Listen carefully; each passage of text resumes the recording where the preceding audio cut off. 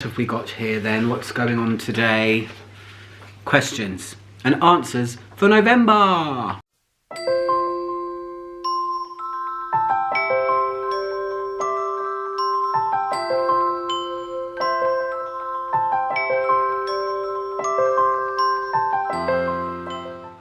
Hi guys, it's Ouchwomano. How's everyone doing? Good, I hope.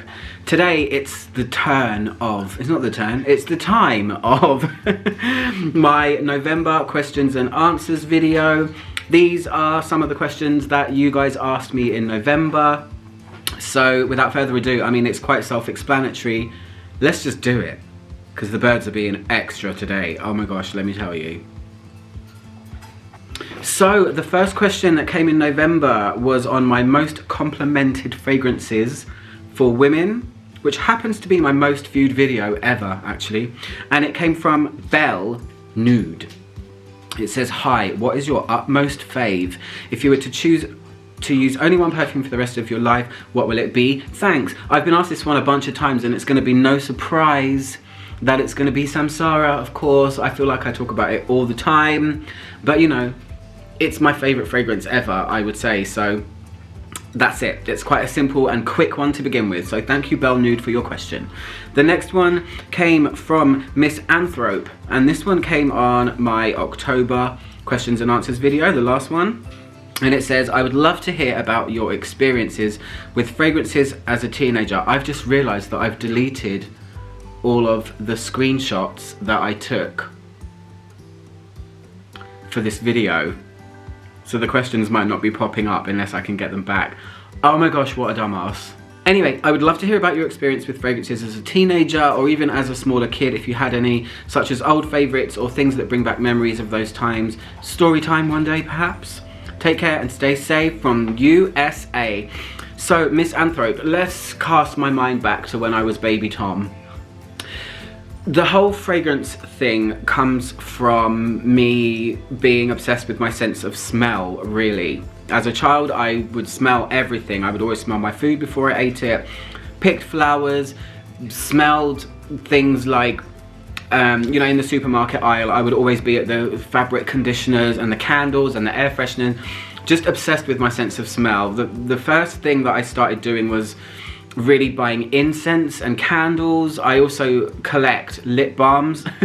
Anything that smells that I can get my hands on is part of it, I think. But my earliest memories of fragrance, I would say that my mum and my uncle and auntie are the people that have the biggest role to play in the whole fragrance thing. My uncle and auntie have got really good taste in fragrance, and my uncle always smelled really nice every time I saw him. And it just kind of piqued my interest. He would always get me something like that for Christmas or a birthday as well, so it kind of just progressed from there. Also, my mum, she's worn and wears fabulous fragrances and has done her whole life, so I've always been into it from that. So I think that's probably true for a lot of people. I think a lot of people probably can identify with that. It's usually a parent, you know, or a family member, you know, tinkering around on your mum's dresser with the bottles and things like that. So my mum had a chest of drawers with her perfumes on it, and I used to always smell them, and she always smelled nice. So that's it. Also, I mentioned before, I used to live very close to a really big shopping mall. They've chosen this moment to play with the noisiest toy in their cage. So I used to live right near a big shopping mall, close enough that it was kind of the hangout for me and my friends. We would just go there every day and just go around the shops and stuff. But there was some really big department stores within it. So there was a Phoenix, there was a John Lewis, there was a Boots in there, all of which sold fragrances. So I was always constantly aware of new things that were coming out. I would always try them. And that's where the obsession really grew. This is when I couldn't afford fragrance, but really wanted a lot of them.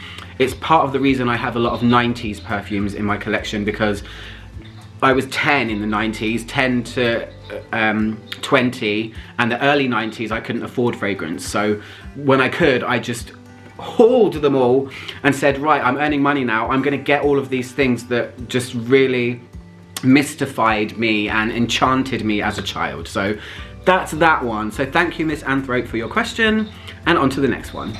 The next question comes from Linda is it Skiwal? Shiwal? I don't know. Linda, anyway, hi. This one was posted on my Jimmy Choo fragrance review. Gosh, that is a really old one. I shudder to think that people are still watching my really old reviews because I feel like I've changed so much.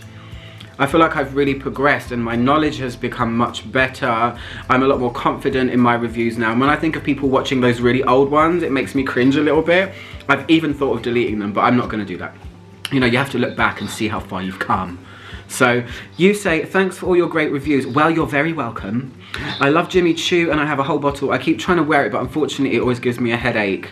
You mentioned something in one of your other reviews about ambroxan being a synthetic ingredient that holds everything together and makes the perfume project. Do you know if Jimmy Choo has ambroxan, and if so, are many people allergic to it? And is ambroxan that powerful note that seems to smell like nothing we've smelled before? Ambroxan is really, really tricky.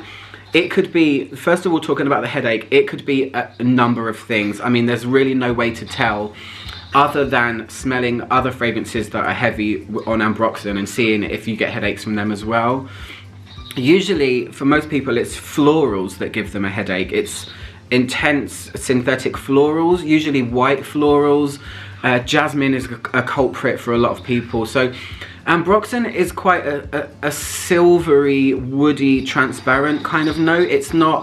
It's almost a bit phantom, you know. It's not something that's really, really strong and powerful that would give you a headache. But in all honesty, there's no way to tell, for me, what it is that's giving you a headache. You'd have to test a few more things out and risk getting the headaches, I'm afraid, which is not the very best. So talking about whether Jimmy Choo has ambroxan or not, it's another thing that I don't know. But what I will say is, with designer perfumes, they would never list something like that. Designer perfumes are all about selling the fantasy. If you look at the adverts of designer perfumes, they talk more about the notes, as in it's a white floral, it's an escape, it's gonna make you feel like an empowered woman, it's dreamy. They would never say they would never list ambroxan, because the way ambroxan is used, it's not something that I feel like designer perfumes would talk about. So even if it is in there, I mean, I don't smell it in there. It's more about a toffee-like smell for me. So it's more about gourmand and florals and woods. But if you don't know what ambroxan smells like, yeah, it's a silvery, woody fragrance that's very voluminous, that's very voluminous, and it gives body. And it's also used as a fixative as well, like I said. So I don't really know the answer 100% to your questions, but I hope it's kind of shed a little bit of light for you. So thank you for your question. The next question is from Tim Me, and it came on my iconic legendary perfumes that you just have to smell. And it says, if 2020 were a perfume, which one would you say it would be?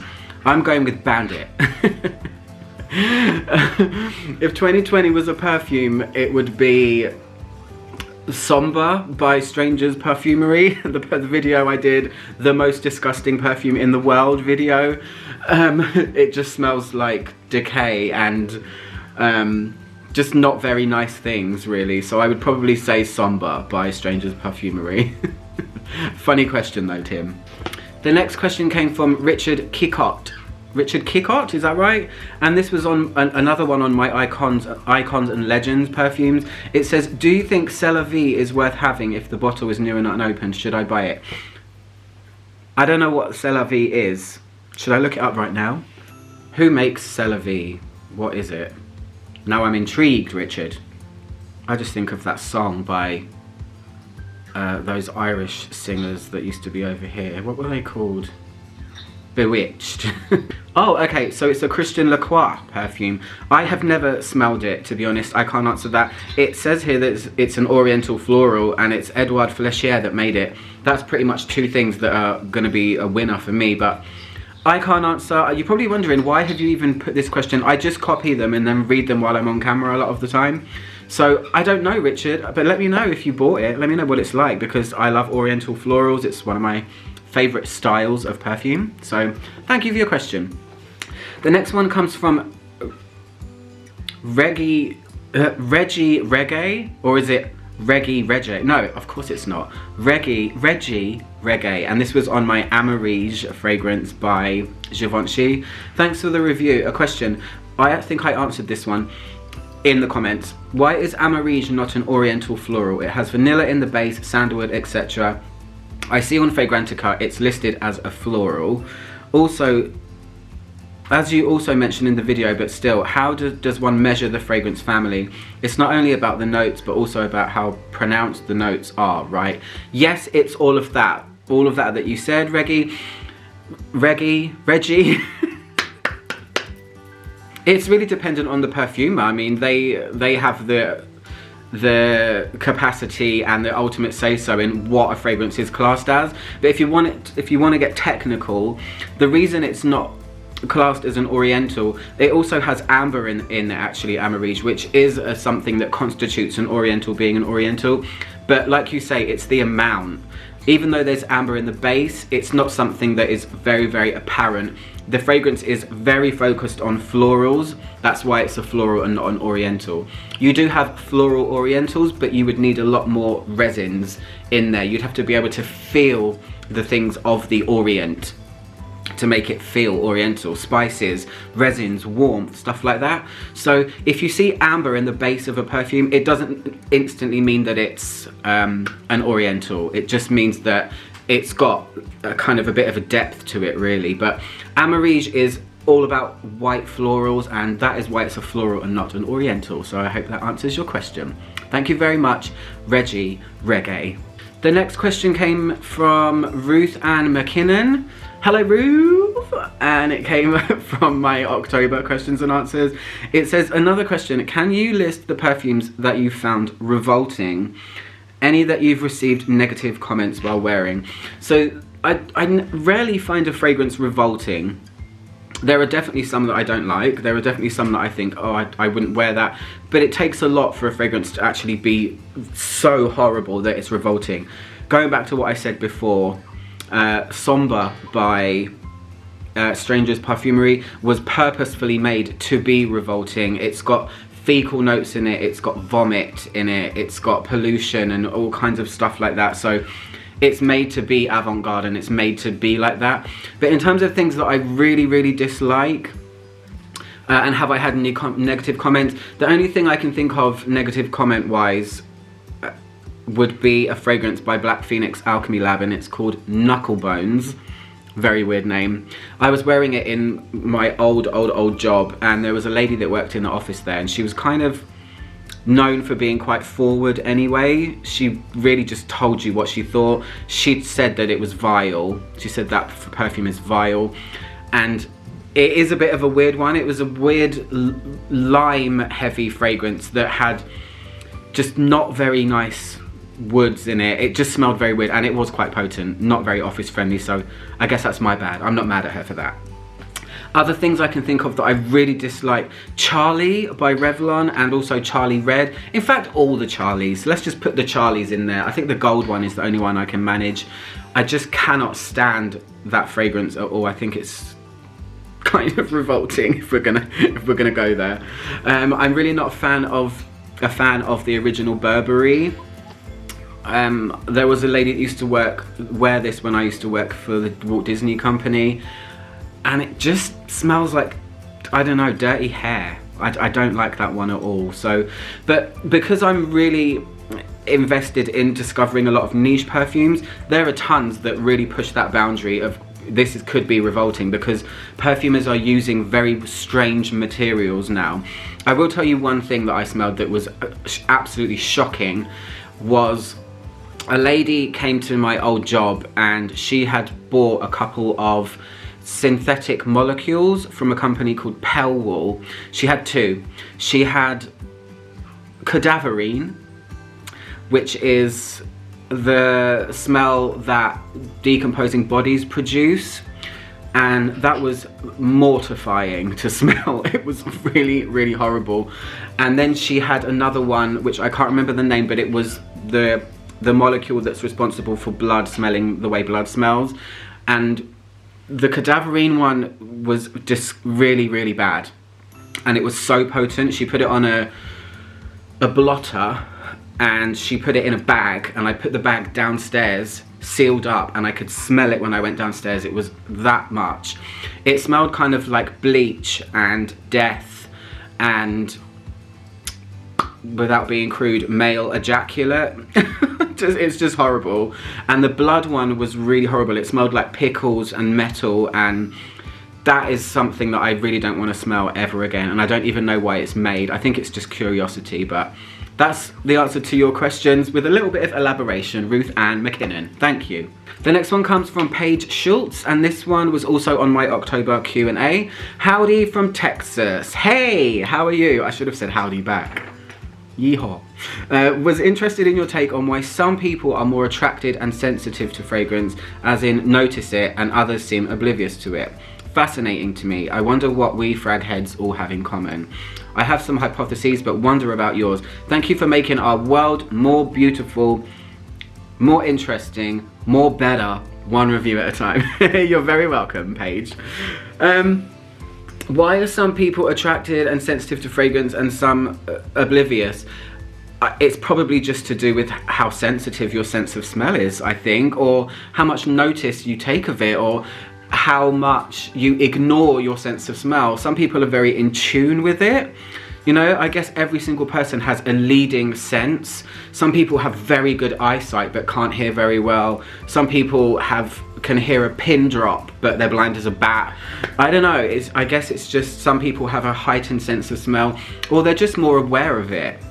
So in terms of sensitivity, same thing. I think some people just are really, really aware of how sensitive their sense of smell is, and some people, as you get older, like any sense that you have, your eyesight, your hearing, it does diminish over time. So as you get older, I think smoking affects it as well. Apparently if you smoke, your sense of smell is dulled. Illnesses, a lot of stuff can affect it. That's my hypotheses on the matter. So thank you for your question, Paige. The next question is from Stealth Audrey. Where is she? How did she even post this question if she's stealth? I can't even find her. Where are you, Audrey? Huh? This one was on my most treasured collection video that I did. I think a lot of you guys liked that one. It says, well, YouTube ate my comment, so I'm trying again. I really enjoyed hearing about your most treasured perfumes. I have such good memories with my perfumes as well, especially the ones that were given to me as gifts. Question for you, do you hold on to perfumes that don't work for you to retry later? I recently retired a few that I didn't care for initially and adore them now. So strange. Most of the time, yes, I will always give a fragrance multiple chances. The thing is, I don't usually own it unless I've tried it a lot, because I don't blind buy anymore. I used to, but I don't, because it 99% of the time doesn't end up good. And even when it does end up good, I tend to fall out of love with those ones quicker than the stuff that I've really saved up for or really pined for a long time. So if there's something that I'm not using or anything like that, I always give them away. Sometimes I sell them, it depends on my financial situation. I think a lot of people do that. Sometimes I swap.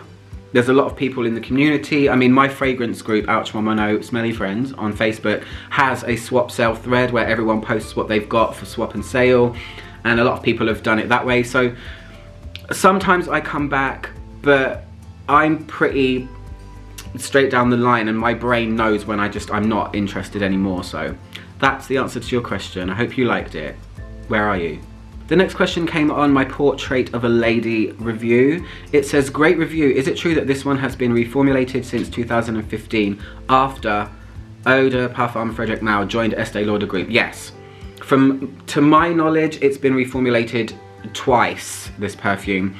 The old one, when it was Frederic Malle, that was the loudest, most strong, potent beast of a fragrance that Portrait of a Lady is. I have the one after that, I think before it went to the other company. So I'm pretty sure any perfume that went to the Lauder Group has been changed in some way, because I've tried multiple fragrances that have now been changed from them. I think it's safe to say that, yes, pretty much any of them have, but yeah. And with Frederic Malle, it's pretty difficult to know which formula you're getting, because they all look the same. I don't know too much about that, but my guess would be, yes, it's been reformulated again since Estee Lauder took over. It's a shame. It's a hard, hard shame. The next question comes from Keith Gray, and this one was on my October questions and answers. I enjoy your questions videos. Well, thanks, Keith.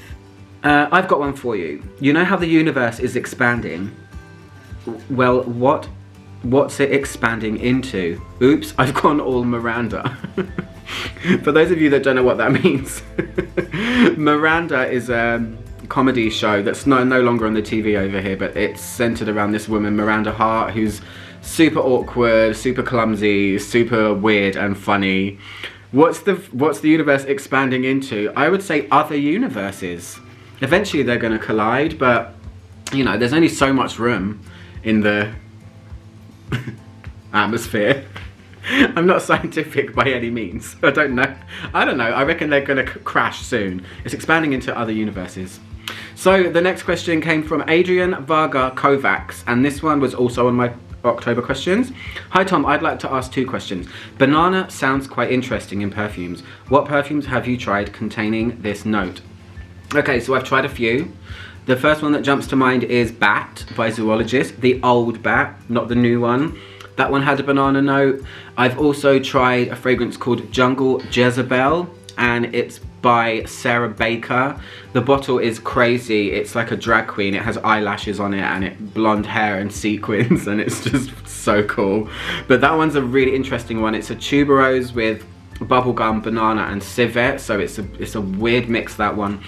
Having said that, tuberose often can give a banana-y like feeling to a fragrance.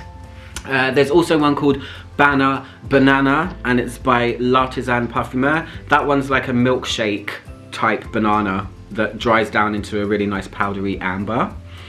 What else? It's not the most common note. It's not something that I see pop up all the time. I only really see it in niche perfumes.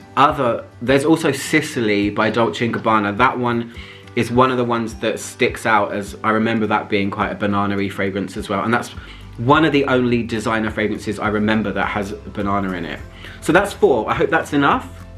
What's the second question? Is there any perfume that is close to your heart because of an emotional reason? I own Nishane's Ani. I keep hearing about this perfume, guys. Is it really that good? Is it really good? If anyone out there wants to send me a sample to review, I will happily take it. I keep seeing this Arnie perfume being talked about. The same with Delina by Parfums de Marly. These are things I need to add to my list. Note to self. The name caught my eye because my son used to call my name so when he was younger and couldn't pronounce it properly. I love the scent itself. It's such a lovely vanilla. Close to my heart for emotional reasons. I don't know really. It's not really, I wouldn't say emotional. A lot of the fragrances I own are for nostalgia. So I guess you could say that I like to hark back to being a child, you know, more innocent days, my teenage years when you didn't really have to worry about anything apart from going to school. That was my only concern, really. Oh my gosh, I don't want to go to school, like every teenager.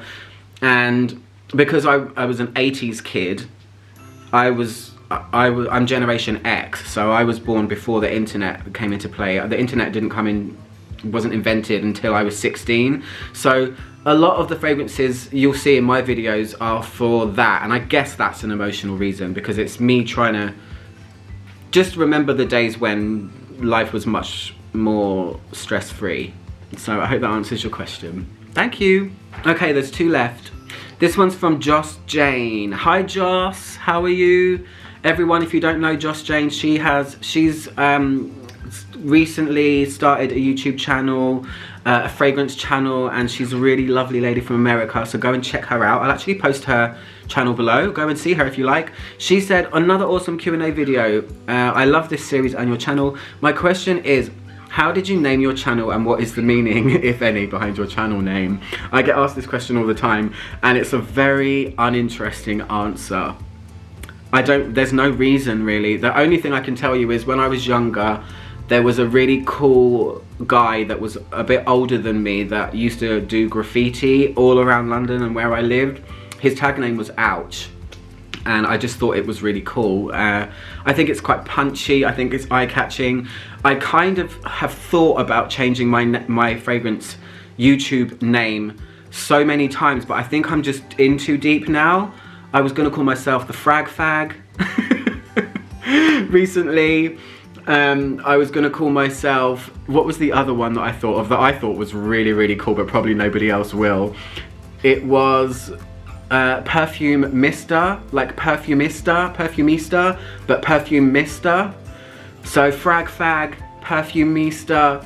I like both of those names, so, but I'm not going to change now. I think it's just too late. But really, Joss, there's really no fun anecdote or anything to go with that story. It's just what I chose. Sorry. Anyway, I hope you're doing well and finding new smellies.